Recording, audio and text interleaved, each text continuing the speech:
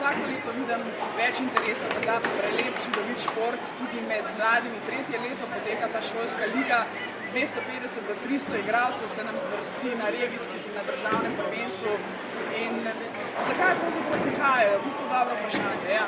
Ta šport lahko igrajo preprosto vsi. Majhni, veliki, debeli, suhi, tudi tisti, ki se morda v košarki ali nogometu ne najdejo, bodo v tem športu začutili, rekla, tisto športno energijo.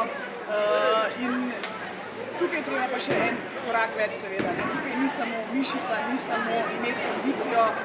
Bowling je včasih, jaz pravim, zelo podoben šahu, treba je zelo razmišljati, imeti visoko koncentracijo pred metom, znati se postaviti na stezo, pri vrhunskih igralcih vedeti, katero kroglo v roke prijeti, kdaj zamenjati kroglo.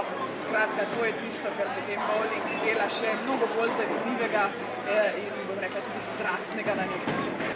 Pri bowlingu se treba zavedati ene stvari. Mi poznamo zabavni in športni bowling. Pri športnem bowlingu seveda ni žirafe, ne, s pijačo, ni pice. Športni bowling je vrhunska koncentracija, športni bowling je zmagovalna mentaliteta, ki je potrebna za ta šport, tako kot v vsakem športu. Zelo, zelo veliko je, bom rekla, paralel med ostalimi športnim bowlingom, predvsem, ker se tiče vrhunske pripravljenosti na koncu. Dobra kondicija, zdrava in čista podstreha, vrhunska koncentracija in seveda natreniranost tehnike meta.